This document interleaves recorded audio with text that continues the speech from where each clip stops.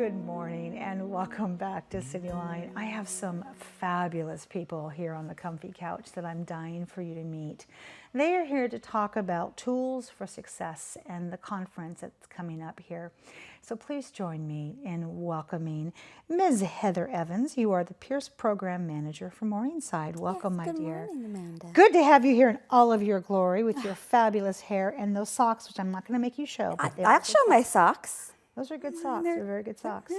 And this handsome man, Mr. Noah Seidel, you are the Region 3 Developmental Disabilities Ombuds. Welcome, Noah. Thank you for having me today. Good to have you here. All right, so let's get into the nitty-gritty of this. So Noah, if somebody has never heard that phrase, tools for success, what is it? Yeah, Tools for Success is a conference for youth and students with disabilities who are getting ready for either college or careers, being out there after school. So it's a conference for them to learn about what's out there for them and what resources they can utilize to be successful. Boy, that you said it so succinctly, and there's so much weight to what you said, because it doesn't, I mean, you're not saying this, but it doesn't just start there. But what a wonderful way to have a conference to help you understand the journey of getting ready for that successful launch. So Noah, let's talk about who would benefit from this conference. So families can attend, young folks with disabilities, transition age youth with disabilities, employment providers, people who are looking for great people to work for them. Anybody can really attend, and the focus is on getting those youth with disabilities out there and interacting with their communities. I love it. Now, when you say youth, give me an age range. So anywhere from maybe 14 to 21. There we go. Well, I want those caregivers and those parents and those youth that are watching to understand, hey, this is for you, okay? So get in there and make that happen. So let's talk about, Heather, some of those sessions that are so critical, because if I am a caregiver and a parent, because the two are separate, and I'm bringing my youth in, what are some of the things that you would recommend I really hone in on? Yeah, we have I think 11 or 12 sessions going on during this conference. Our focus, like you were saying, Noah, really is about preparing people for successful adulthood. And of course, not all of us that are adults are yet consider ourselves successful. Yes, so if we're an adult you. and we're still on that path, please come. But you know, we're going to be focusing on independent living, traveling throughout your community, success stories. And the thing I really enjoy about our success stories panel is that it's people living and working in this community. There we go. Right, that have success to tell you about, self-defined success, from college attendance and degree retrieval to independent living, employment with the city or with a local small business. See, anything else you can think of we'd want to focus on? And I think just folks who are also just looking for resources, they don't know where to start. This is a good place to start. There we go. We have a lot of vendors and folks out there that can provide resources.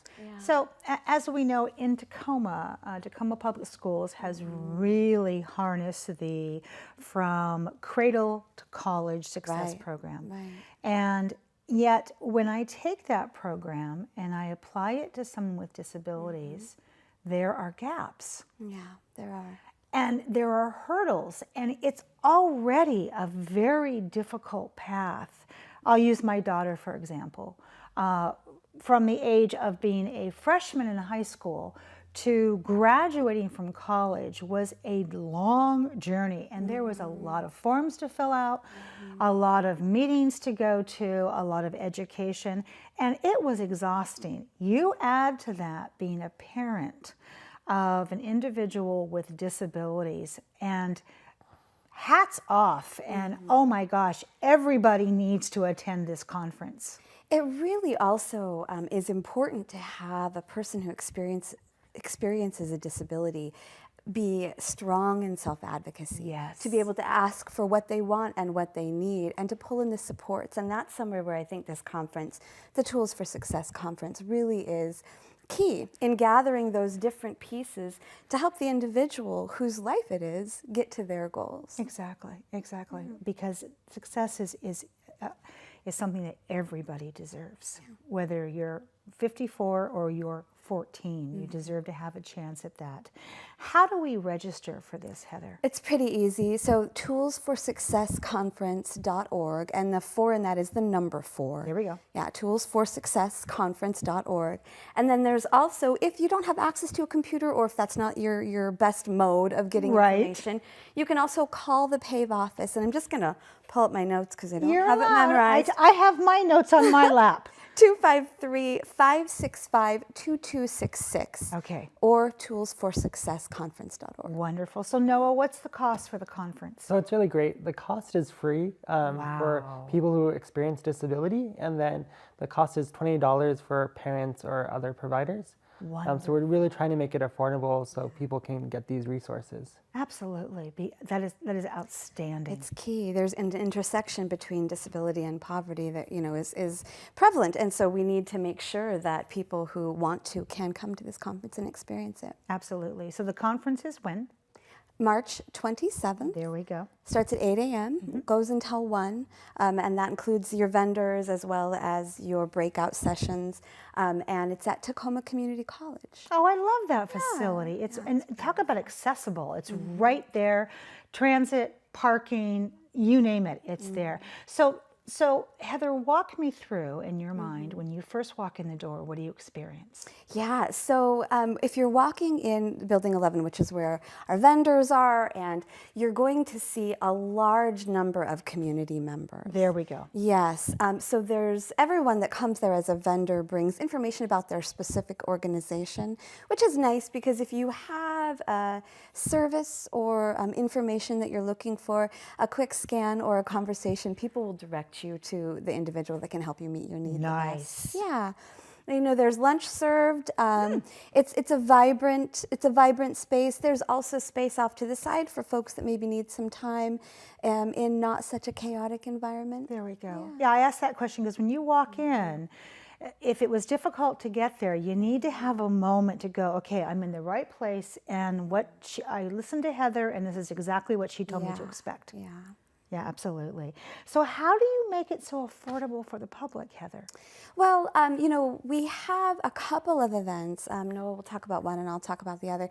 The first is that we do, and we thank Giuseppe's, we do a restaurant takeover. Yum. Giuseppe's. Yes, Yes, great food. Local, right off of Pearl Street, and that is on March 22nd from 5 to 8.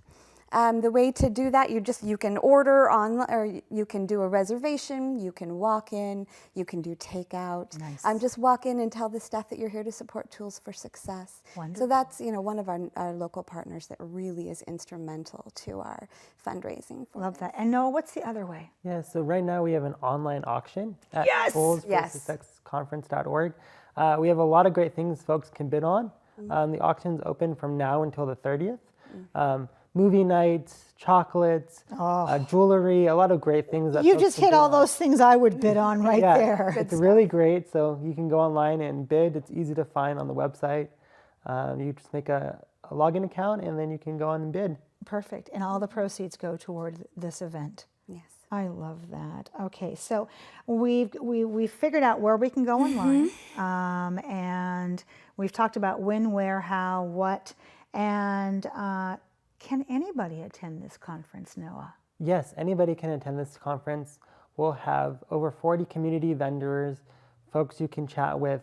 Anybody can really come. We want the community to be there so they know what is out there. A lot of people who experience disabilities and families, they don't know what's out there for them, and they don't know what they can achieve. And hopefully they can come and learn and talk to folks and have a bright future ahead for them.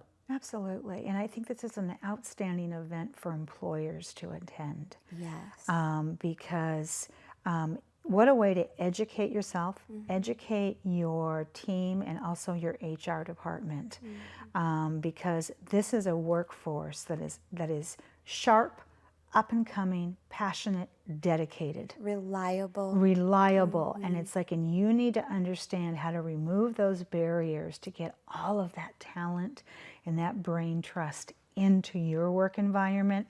And it sounds like this is the place to go do it. It's really true, and you really can begin to, number one, visualize the individuals in this up-and-coming workforce, and then also meet the people that they choose to pull into their lives to support them on that That's path right. towards employment, towards college, towards independent living. So employers would be very, very smart to attend. I love that. Last minute here. Who do we need to thank? Oh, wow. Well, this is truly a collaborative Yes. effort. Everyone from Tacoma Community College, of course, Giuseppe's, Pierce County, PAVE, the organization that puts this together, and then just a cadre of nonprofits, local nonprofits that all come together to make sure that this is funded, that we have, lots of advertisement, good attendees, quality programming. So it's quite a... Lunch, everything. You got it. Yeah. The full meal deal. Okay, so last question for both of you. If there's one thing that somebody can do to help remove those barriers for those who are disabled, what would it be?